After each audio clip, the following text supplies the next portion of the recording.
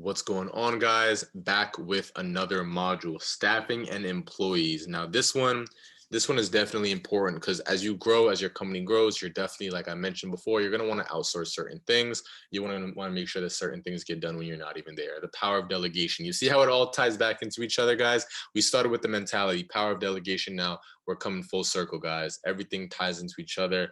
Guys, I don't just teach this, I live this. We have event space, we have the rental company. Everything that I teach, everything that I show you guys is from experience. Let's keep it going.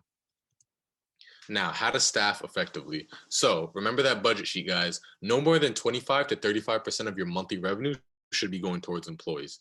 You have to understand you just simply can't do everything. Once you learn, understand, and outgrow something, that portion of your business, that component of your business, outsource it. Example, you understand how inquiries come in, you outsource it. You understand how the space should be maintained, outsource it. Makes sense? You always want to outsource the simpler topics, the simpler tasks, the more routine tasks. Like say, for example, with your event space, cleaning. You don't have to clean it. I don't clean my event spaces anymore. I outsource that to somebody else. Of course, it's not always going to be done perfectly to your liking. And I don't mean this only with cleaning. I mean that with inquiries. I mean that with maintenance, anything. But it's just how business is done. I'm pretty sure you go to McDonald's, not all the time the burgers are made perfectly to suit you. However, McDonald's is a billion-dollar company. They outsource. They understand they couldn't do anything else. You have to leave time to focus on the bigger task at hand. That's the power of delegation. Makes sense? Let's keep it running. How to staff effectively. Building your team. Step one, you want to create an exceptional work environment through communication, positive reinforcement, and discipline. Guys, remember communication? It goes all back to mentality and key skills. Make sure you watch that module over and over and over again. Through communication, positive reinforcement, and discipline. The communication is what builds a team and what really lets them know what the goals are. Positive reinforcement, you want to make sure that they're doing the right stuff and they're not getting penalized for everything. Discipline, you want to make sure that you put your foot down and make sure that certain systems and procedures are being maintained at the highest standard. Number two, develop a long-term employment strategy. Example, I want employee A doing X by such and such time. Guys, my most recent hire has been my assistant, and we do bi-weekly routine checkups just because I want to make sure that she's the best that she can possibly be. If there's anything that she needs help with or that she feels that it's not being effectively communicated to her, I want to be on top of that because I want her to be the best that she can be, because the better she is, the better I'll be, and I'll be able to do what I need to do. You know what I'm saying? Number three, always look to promote within your organization first. If you're starting out, make a list of non-negotiable qualities you want in an employee. Basically, say, for example, with me, I know a non-negotiable quality is trust. If I feel like I can't trust you, because my team is very, very small, I only have about 5-6 employees. So if I feel like I can't trust you, that's gonna directly impact me. So I'm not gonna have that. Number four, broaden your talent search. Yes, you can look with just, friends and family, things like that, even though I really, really don't recommend that, which is actually step five, hire top candidates, avoid using friends and family, because you guys just don't want to mix business and personal. So when you broaden your talent search, you can look at things like Indeed.com and Upwork. I actually found my assistant on Indeed, and she's wonderful. Number six, maintain and fire at discretion. You maintain the good ones, you let go of the bad ones. It's business. Number seven, grow with the team. Now, how to staff effectively continued.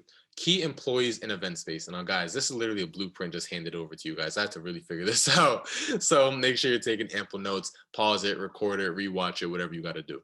Now, cleaning. Cleaning is done obviously 2 to 4 times a week or however often you have events. That's paid per cleaning. You want to just use your market rate. And when I say market rate, I basically mean how much are people paying in your town for cleaning. Or you could just talk to them and you guys just, everybody's adults. You just work something out that's reasonable for everybody. Bi-weekly maintenance. Now, what works for me with bi-weekly maintenance is I just pay for the day. Because not all the time you guys are going to have a whole bunch of work left. Obviously, it's depending on how many events you've had, how much work you've been doing inside the space. So, but I normally just do a pay per day. I keep basically everything there, like the compound, the sheetrock, and the nails, whatever case may be, the paint right there at the event space, and I just pay a guy for a day, like, hey, this is what I need you to do, and it works out very well. I actually just did that the other day. I paid a guy like maybe like 200 just to come in and like repaint my venues, touch up, recaulk, wipe down, things like that, just to get things back spick and span. I actually just paid one of my other guys to buff the floors because now it's going to get really, really busy.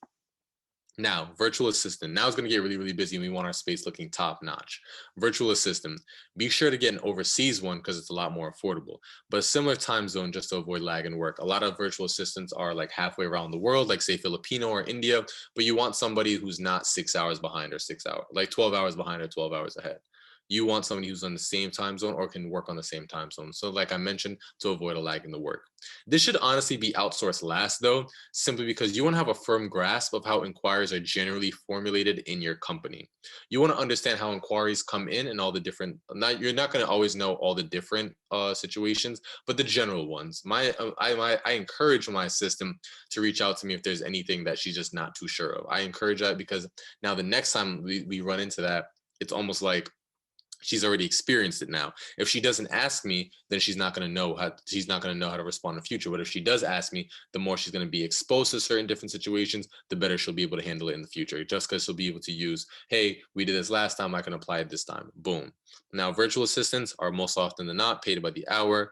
The open house assistant, I just kind of added this simply because I recently added on to this. You're definitely going to want somebody to show your space, depending on how involved, how many components are involved in your space.